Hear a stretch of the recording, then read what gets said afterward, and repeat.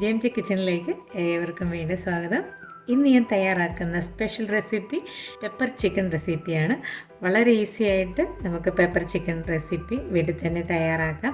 സാധാരണ നമ്മൾ ഹോട്ടലുകളിലൊക്കെ ചെല്ലുമ്പോൾ ആദ്യമേ നമ്മൾ ഓർഡർ ചെയ്യാൻ ആഗ്രഹിക്കുന്ന ഡിഷുകളിൽ ഒന്നാണ് പെപ്പർ ചിക്കൻ. കാരണം നമുക്ക് എല്ലാവർക്കും പെപ്പർ ചിക്കൻ വളരെ ഇഷ്ടമാണ്. എന്നാൽ നമ്മൾ വീട്ടിൽ തന്നെ ആ റെസിപ്പി തയ്യാറാക്കിയാലോ. ഇന്ന് ഞാൻ തയ്യാറാക്കുന്നത് എല്ലാവർക്കും വീട്ടിലുണ്ടാക്കുന്ന വളരെ സിമ്പിളായിട്ടുള്ള പെപ്പർ ചിക്കൻ റെസിപ്പിയാണ്. ഹോട്ടലിൽ കിട്ടുന്ന പെപ്പർ ചിക്കൻ പോലെ തന്നെ അതിനേക്കാളും നല്ല ടേസ്റ്റായിട്ട് നമുക്ക് വീട്ടിൽ ഏറ്റവും സിമ്പിളായിട്ടുള്ള രീതിയിൽ പെപ്പർ ചിക്കൻ തയ്യാറാക്കുന്നത് എങ്ങനെയാണെന്ന് നോക്കാം. പെപ്പർ ചിക്കൻ തയ്യാറാക്കാനായിട്ട് ഞാനിവിടെ 1.25 കിലോ ചിക്കനാണ് എടുത്തിരിക്കുന്നത്. ഇത് ഡ്രസ്സ് ചെയ്ത് കഴിഞ്ഞപ്പോഴാണ് എനിക്ക് 1.25 കിലോ ആയിട്ട് കിട്ടിയിരിക്കുന്നത്. ഞാൻ വാങ്ങിയപ്പം 1.800 ഉണ്ടായിരുന്നു. ഡ്രസ്സ് ചെയ്ത് കഴിഞ്ഞപ്പോൾ എനിക്ക് 1.25 കിലോ ആണ് കിട്ടിയിരിക്കുന്നത്. ചെറിയ പീസുകളായിട്ടാണ് ഞാനിവിടെ ചിക്കൻ എടുത്തിരിക്കുന്നത്. പെപ്പർ ചിക്കന് ചെറിയ പീസാണ് നല്ലത്, അധികം വലുപ്പത്തിൽ എടുക്കരുത്. ചെറിയ പീസായിട്ട് എടുത്ത് റോസ്റ്റ് ചെയ്തെടുക്കുമ്പോൾ ഇത് നല്ലൊരു ടേസ്റ്റ് കിട്ടും. അതുകൊണ്ട് ചെറിയ പീസാക്കി വേണം ചിക്കൻ കട്ട് ചെയ്തെടുക്കാനായിട്ട്. അപ്പം ഞാനിത് ഉപ്പ് വിനാഗിരി ഒഴിച്ച് അരമണിക്കൂർ വെള്ളത്തിലിട്ട് 4 തവണ കഴുകി നല്ല വൃത്തിയാക്കി എടുത്താണ്. അധികമായിട്ടുള്ള നെയ്യൊക്കെ ഉണ്ടെങ്കിൽ അതൊക്കെ ഒന്ന് എടുത്ത് കളഞ്ഞ് വേണം ചിക്കൻ ക്ലീൻ ആക്കി എടുക്കാനായിട്ട്. അപ്പോൾ ഞാനിങ്ങനെ ക്ലീൻ ആക്കി എടുത്തതാണ്.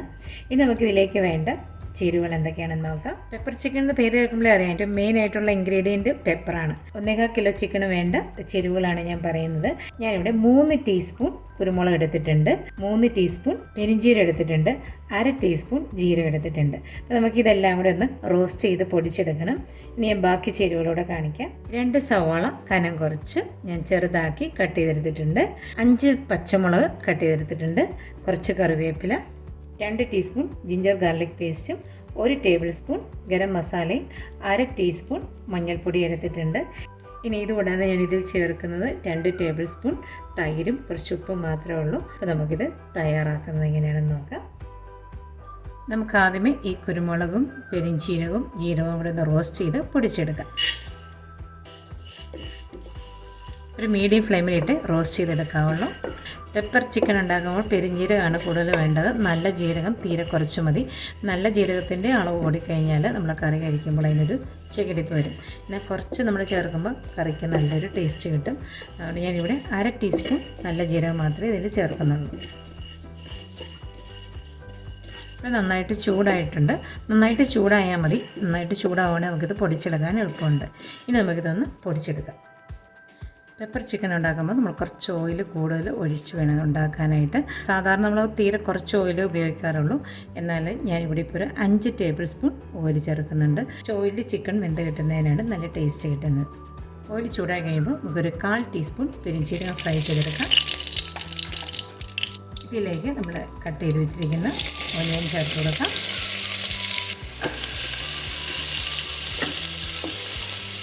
ഇനി ഇത് നമുക്കൊന്ന് വഴറ്റിയെടുക്കാം.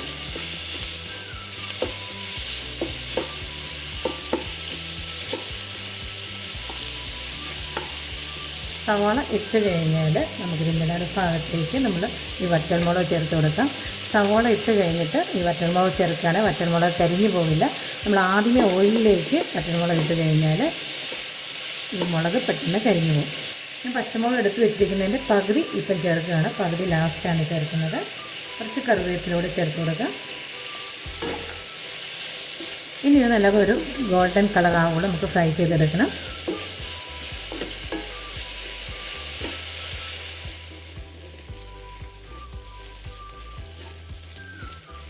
ഇപ്പോൾ ഈ ഉള്ളി ട്രാൻസ്പെറൻ്റ് ആയിട്ടുണ്ട്, ഏകദേശം പകുതി വാടി. ഇനി നമുക്കിതിലേക്കുള്ള ജിഞ്ചർ ഗാർലിക് പേസ്റ്റ് കൂടി ചേർത്ത് കൊടുക്കാം.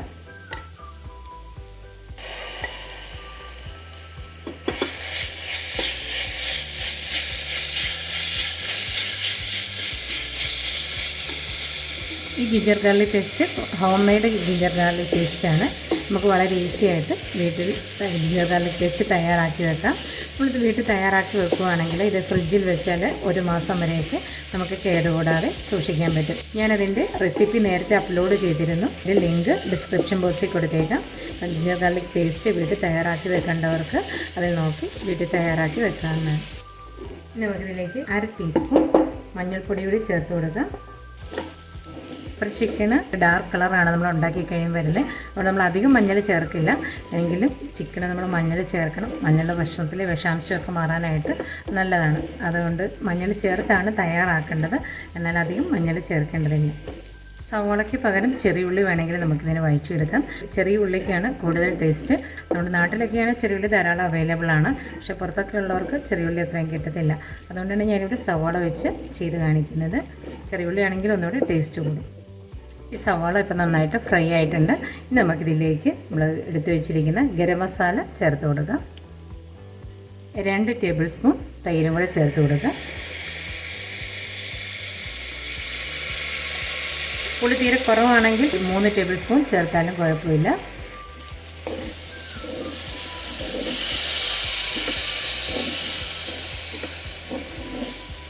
ഇനി നമുക്കിതിലേക്ക് ചിക്കൻ ചേർത്ത് കൊടുക്കാം.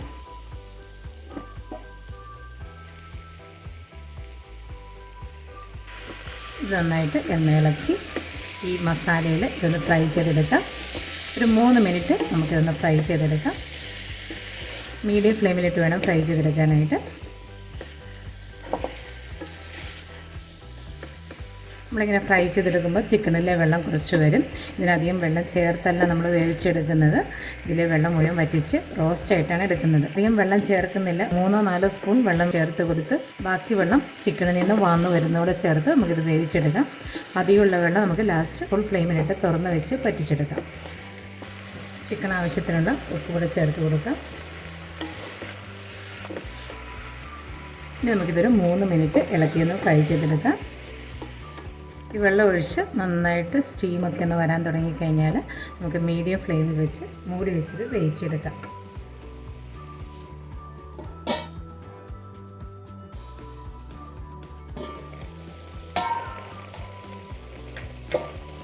ഇടയ്ക്ക് തുറന്ന് ഇളക്കി കൊടുക്കാം.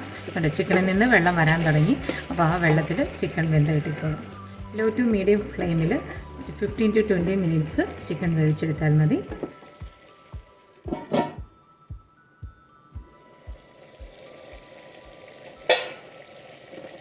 ഒരു ചിക്കൻ 20 മിനിറ്റ് ഇപ്പോൾ ലോ ഫ്ലെയിമിലിട്ട് വെന്തു. നമുക്ക് നോക്കാം. ഇതിലധികം വെള്ളമൊന്നുമില്ല, കുറച്ച് വെള്ളമേ ഉള്ളൂ. നിങ്ങൾ വേവിച്ചെടുക്കുമ്പോൾ ഇതിന് കൂടുതൽ വെള്ളം ഉണ്ടെങ്കിൽ തുറന്ന് വെച്ച് ഫുൾ ഫ്ലെയിമിലിട്ട് ഇളക്കി പറ്റിച്ചെടുത്താൽ മതി. ഇതിനിപ്പോൾ അധികം വെള്ളമില്ല. കുരുമുളകും ജീരകവും പെരിഞ്ജീരകവും കൂടെ റോസ്റ്റ് ചെയ്ത് പൊടിച്ച് വെച്ച് ഇനി നമുക്കിതിലേക്ക് ചേർത്ത് കൊടുക്കാം. ഇത് മുഴുവൻ ഇതിലേക്ക് ചേർക്കുകയാണ്. ഇനി ഒന്നുകൂടെ ഇത് നന്നായിട്ട് ഇളക്കി ഒന്ന് യോജിപ്പിച്ചെടുക്കാം. ഇതിൻ്റെ സ്പെഷ്യൽ മസാലക്കൂട്ടായ ഈ പൗഡർ ചേർത്ത് കഴിഞ്ഞാൽ ഒരു 3 മിനിറ്റ് ഒന്ന് ഇളക്കിയെടുത്താൽ മതി. ഇത് ചേർക്കുമ്പോഴാണ് ഈ പെപ്പർ ചിക്കൻ്റെ നല്ല ഡാർക്ക് കളറൊക്കെ ഒന്ന് വരുന്നത്. പെപ്പർ ചിക്കൻ്റെ ഒരു നല്ലൊരു അരോമ വരുന്നുണ്ട്. മസാല അങ്ങ് ചേർത്ത് കഴിയുമ്പോഴത്തേനും കറിയുടെ ടേസ്റ്റ് എൻ്റെ അരോമയിൽ നിന്ന് നമുക്ക് മനസ്സിലാക്കാൻ പറ്റും. നമ്മൾ സ്പെഷ്യൽ മസാലക്കൂട്ട് ചേർത്ത് കഴിഞ്ഞ് 3 മിനിറ്റ് ഇളക്കി നന്നായിട്ട് യോജിപ്പിക്കുമ്പോഴത്തേനും ചിക്കനിലേക്ക് നന്നായിട്ട് പിടിക്കും. നല്ലൊരു ടേസ്റ്റാണ്. ഉപ്പൊക്കെ കറക്റ്റാണോ എന്ന് നോക്കുക. ഇനി നമുക്കിതിലേക്ക് നമ്മൾ പകുതി മാറ്റി വെച്ചിരുന്ന പച്ചമുളക് ചേർത്ത് കൊടുക്കാം. കുറച്ച് കറിവേപ്പിലൂടെ ചേർക്കാം. ഇനി ഇളക്കി ഒന്ന് യോജിപ്പിച്ച് നമുക്ക് ഫ്ലെയിം ഓഫ് ചെയ്യാം.